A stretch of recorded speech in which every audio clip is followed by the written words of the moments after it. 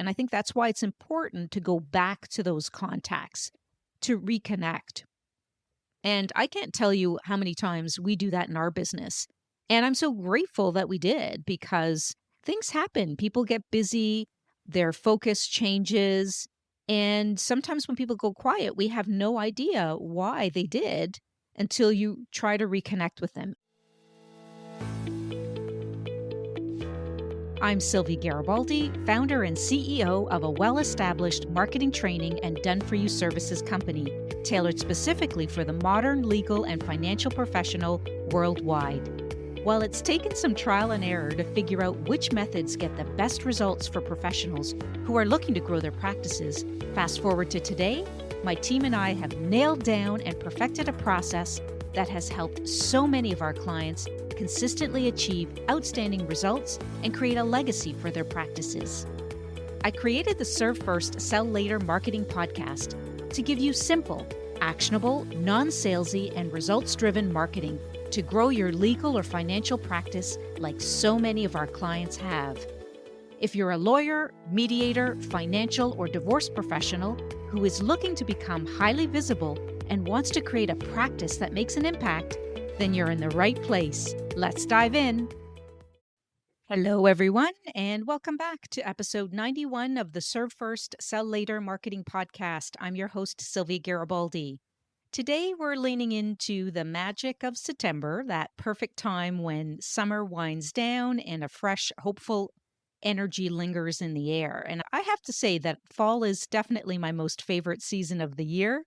And for many, we often think back to getting ready for school, new notebooks, that first day of school excitement, the promise of a clean slate. And as adults, September can still carry that energy, even if the context is a little different. There's something about this month, a sense of restarting that really packs some serious power. And it turns out that there's a real psychology behind that research. And it's really the idea that certain moments on the calendar, like a birthday, a new week, and yes, even September, can motivate us to reset and take action. And it helps us to mentally separate from past mistakes and think, okay, this is a new chapter. This is really going to lead to change. And in some ways, September feels powerful in a way that January often doesn't, right? It's quieter, the whirlwinds of the holidays are past, and everyone, not just you, is really easing back into structure. And I think it's the ideal time to rethink your business.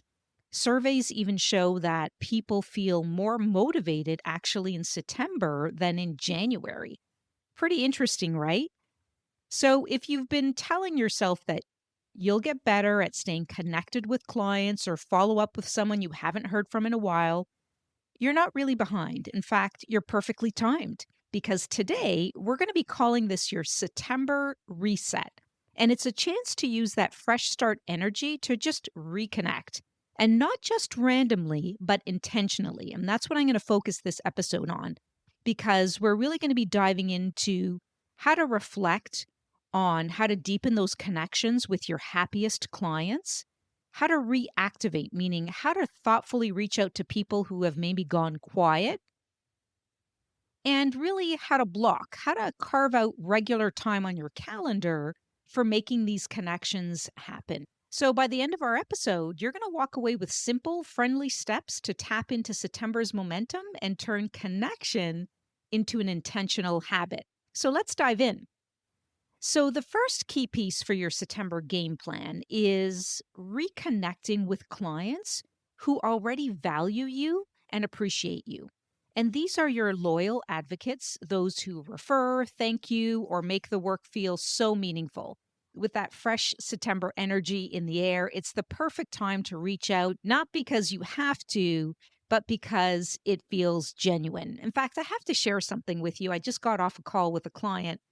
And it was such a thoughtful comment that she made to me. She basically said, "Oh my gosh, it was 3 years today that I reached out to you to work with you." And I thought, what? That is just so amazing that she connected those things together and, shared that with me. So someone like her is a loyal advocate, right? A client that I do business with on a regular basis. and who we love working together, and we get her some excellent results. So, those are the types of clients I want you to think about. Okay. The ones that feel genuine and the ones that you know that you've helped get some really great results. So, this is how you do it. So, step one would be to identify your top 5 clients. And so, you're going to open your calendar or your notes and you're going to jot down 5 clients who warmed your heart this year, those who referred others, expressed gratitude, or just felt like good people to work with. So, just that example I shared with you now with a client that I just got off a call with today, who basically shared with me the first time that we started working together, which was 3 years ago today. So, those are your type of special clients, your top 5 clients that you want to reach out to. And the second thing you want to do is you want to send an honest check in. And something like reach out with a brief personal message with no agendas, right? You can say something like, "Hi, with September here, I was thinking of you. How are things going these days?" So the message is really simple, warm, and real. Step three involves you recognizing maybe a milestone or a moment. So acknowledge something gentle. Maybe it's the seasonal change or a case anniversary. You can say something like, "Can you believe it's already been a year since we wrapped up? Hope this fall is treating you well." And it doesn't have to be grand or salesy, just observant and kind. I think that's the key thing. And then you want to share something that you know they'll value. So you could maybe pass along a relevant insight, not just an ask, but something useful, right? So something maybe that you came across, like a new update or guidelines or a guidebook on what to do after divorce, for example. So something that you know they'll find useful. And so you're really reminding them that you're thinking of them, but you're not pitching. Okay. And then step 5 is you really want to encourage a chat or a conversation that centers on them and not your needs. So you may want to ask them if they want to catch up over a coffee or maybe a quick 15-minute phone call or Zoom. Nothing formal, just curious how things are evolving on their end. Okay. And it's clear that you want to talk and you don't want to sell. And then the sixth step, or step number 6, is to transition gently if the door opens. So, what do I mean by this? If they respond warmly and the chat flows, then it's okay to explore mutual value. So, what you want to do is you want to listen and then lean in with a helpful nudge. Now, the reality is you may be able to help them or you may not. And I think you have to go in with an open mindset that you're not there to sell, but just to have a conversation with them to check in. Because when we ask the right questions, things crop up.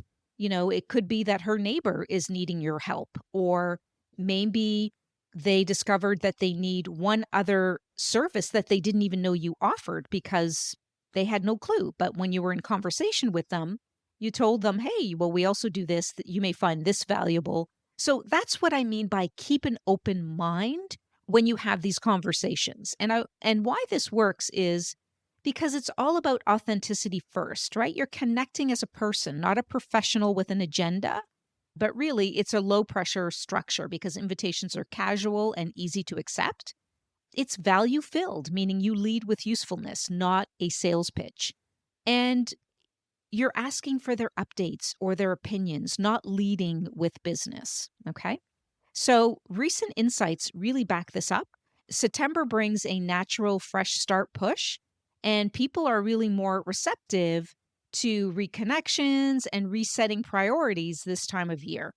And research shows when outreach centers on value, sharing a useful article or idea, it opens up conversations much more organically than direct selling. Okay, so I hope that's making sense. It's really starting the conversation and reaching out to those top 5 clients. So think about those and then follow the steps that I just outlined. All right, so now let's talk about those people who you haven't heard from in a while. Okay. So those are maybe those quiet contacts, maybe the stalled opportunities, folks who showed interest once but then faded from view. I think we've all been there. We've seen them and they're not lost. And reconnecting with them can feel easier than starting from scratch. And I think that's why it's important to go back to those contacts to reconnect. And I can't tell you how many times we do that in our business. And I'm so grateful that we did because things happen. People get busy, their focus changes. And sometimes when people go quiet, we have no idea why they did until you try to reconnect with them and what they need now and whether they're ready to move forward. So here's how you should approach this. And I think it's about approaching it in a way that's authentic. So the first thing you want to do is to decide who you want to reignite. So look at your contacts list and pick people who asked about working together, but then maybe went quiet or called or messaged you once with interest and then didn't follow through. Or maybe they reached out for a referral or advice and you haven't checked back in. So these folks once saw value in connecting with you. So I think that's the key thing is finding those people who found value in your services. And now you're just checking in with no pressure. So I want you to think about who these people could be. And then you want to do your homework. So before you reach out, you need to refresh your memory. So go back to your call notes, maybe look at the last touch point or email. Was it a meeting? Was it a casual message? Was it a referral? And then check if anything's changed for them, like maybe job, family, location, role. And you can do that by going online, searching their name, maybe looking at their social media, seeing if you can get any updates from that. And then think of any recent changes to the industry, community news, or trends that might be relevant to their world. And I think this prep work is absolutely important to having a successful outcome because you need to craft a personal, thoughtful message, not vague or templated, right? Just checking in to see how you're doing, that's not going to cut it. So, this is why I say you need to do your research. And then once you've done this research, you're going to send a message that's light, appreciative, and timely. You can check in with them to see how they're doing. And you can basically say, I was checking in on our last chat about XYZ. So you can just basically say that you were thinking about your last chat with them and some recent things that came to mind. And basically, if they would be up to a 10-minute catch up call to see what's changed on both sides. So it's no sales pitch, right? It's just connecting based on what you once talked about. And then you're going to want to offer value. So make sure you give and you don't ask for something specific, right? So you can tell them that you came across a specific resource or change in the laws that ties right to what maybe you discussed with them a while ago, and that maybe they might find this interesting and that you'd be happy to walk them through that. So it really just shows that you're keeping up and that you value the relationship and not just the potential business. So once you've done that, I think you want to make your ask low pressure and easy to accept. So what do I mean by this? Basically, just to jump on a quick call or happy to send them a Zoom invitation or a quick phone call just to catch up casually and exchange insights. So this really invites connection and not negotiation because you're not selling them anything. And then the next thing to do is consider inviting them to something educational that's not a pitch. So maybe a webinar that you're going to be delivering on XYZ topic that you know they care about. Or maybe it's an in-person event that you're having. So this is about education and community and not sales. Okay, I hope this is resonating with you. And then you definitely want to use a timely reason to reach back out. So this is something based on leveraging a trigger. And the best way to do that is if there's been a recent change in the industry, in the law or policy, that's a great trigger for you to reach out to them. Or maybe it's something relevant in their personal or professional life, a milestone that's come up. It could also be a seasonal insight or community event, as I just mentioned. So it feels natural and avoids the forced, oh, it's been too long kind of vibe. Let's just check in to see what's going on, right? You want to avoid that. As I said, you want to do your research and you want to come across as thoughtful and valuable, really. And why this works is because it's essentially just being empathetic, right? Coming from genuine curiosity and not expectation. And as I said, you're doing your research, so it's personalized and it's not generic fluff. And it creates space for real reconnection without pressure. And I think we all like to operate in that way. We don't want to feel like we're pressuring someone to show up on a call You want it to be free flowing, but also structured in a way that just asks questions, but without a hard sell. And data even backs this up. Law firm professionals who adopt an activator mindset, they consistently follow up with insights, not pitches, right? And they grow their network and they recapture opportunities more effectively than actually relying on one off work. All right, so here's where everything comes together because making connection, not just intentional, but routine is going to be important. And so we're talking about setting up a weekly protected time slot, what I like to think of as your personal connection hour, especially in September because it's an ideal moment to lock this in. So, I want to talk about time blocking and how it works for relationship building.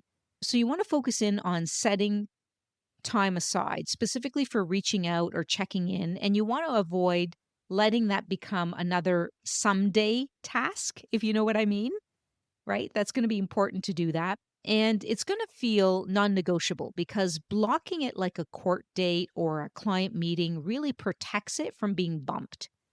And time blocking helps people complete more tasks. We know that. In fact, users can accomplish approximately 53% more when they stick to time blocks versus a free-form schedule. Okay, so how do we do this? So, how do you set your weekly connection hour? And I want to share a strategy with you. And that's all about picking a slot that's consistent and calm. Okay, so like Friday afternoon or a midweek morning, treat it as sacred. So, using time blocking for focused, high value work, or in this case, relationship building, is really a proven practice. And when you do this consistently, you will see results. So, the second thing you want to do is you want to use your calendar as a coach. So, you're going to schedule this block like 30 minutes or 60 minutes long, and you're going to label it clearly. Is it a client check in time? Is it connection hour? Label it so that you understand what you're going to be doing because it's about intention. Time blocking steers you away from reactive behavior and it really turns it into purposeful action. So the next thing you want to do is instead of reaching all clients, I want you to focus on two actions only. The first one is sending a follow-up note to a top client. And the other one is reconnecting meaningfully with a past prospect. That's it. I want you to keep it very simple. So you're going to send a follow-up note to a top client, and then you're going to reconnect meaningfully with the research that I talked about to a past prospect. Okay? So really important to do that because when you start small and build the habit, this will continue consistently. If I were to say to you, hey, okay, I want you to do this week, but reach out to 10 top clients and 10 past prospects, you probably won't do it, right? And so this is why I'm saying just two actions are needed, just two. And then I want you to think about how you can combine this for greater clarity. So I want you to keep a 15-minute recap session as part of your block. So I want you to ask yourself, what messages felt more meaningful? What could be better next week? And then adjust your approach as needed, right? Because reflection helps make this time increasingly more effective and sustainable.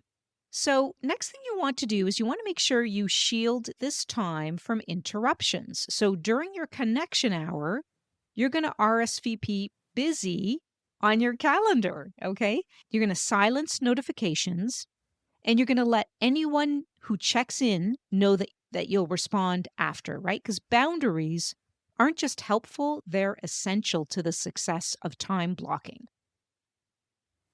And if you want more productivity, you can actually break your block into sprints, like the Pomodoro style sessions, with a short break in between. It's really easy to do, and you'll stay sharp, intentional, and you'll be present, right, without fading in the middle of outreach. So that's going to be really important. So you want to pick a reliable weekly time. You want to block it on your calendar. You want to set small, achievable goals. You want to reflect Each week, because that's going to help us strengthen the habit or improve it, you're going to eliminate distractions. And another option is to use Pomodoro sprints if helpful to keep your energy high. So, why this matters is because this isn't about adding more tasks. It's about making space for what sustains your meaningful work. Okay. So, as a lawyer, mediator, or divorce professional, relationships are everything. And I think by consistently revisiting your happiest clients, stalled conversations, and touches with intention, you're really reinforcing trust, staying present, and deepening connection. And September offers really that seasonal surge of motivation. So catch it, use it to plant a habit that you'll carry through the year. And your calendar becomes not just a schedule, but a roadmap to relational strength, if you will. So I want you to think of your September reset as saying to you, hey, it's not too late. This is your moment. And this isn't just nostalgic wishful thinking. It turns out that psychology backs this up. Researchers call it the fresh start effect. And those subtle landmarks in our lives, as I just mentioned, like a new year or birthday or the start of September, this really just gives our minds the license to let go of what's behind and step into something new. So here's my encouragement for you. You are not behind. You've been meaning to deepen relationships, reconnect thoughtfully, or craft a simple rhythm of connection, and you are exactly where you should be. You're exactly on time, and your timing could not be better. So today, we called this your September reset, a chance to reflect and reconnect with your happiest clients, reactivate those quiet or stalled contacts with insight and care, and to block time, whether it's weekly, to really keep that momentum real. So each week, you lean into your calendar, your connection hour with intention, you send that note, you share that resource, you check in, you listen without trying to sell, you rebuild trust, and you create a habit that's grounded in kindness and action. And really, over time, these small, steady acts become the backbone of your professional relationships. So let's make this September count, not just as a nice memory or ambition, but really a meaningful reset. No excuses, no waiting for that perfect timing, just taking action and getting it done. So here's to fresh starts, intentional connection, and the kind of momentum that really carries right to the end of the year and beyond. Thanks for tuning in today. And if you haven't already, please make sure to subscribe so that you don't miss future episodes packed with actionable strategies to grow your practice. See you in the next episode.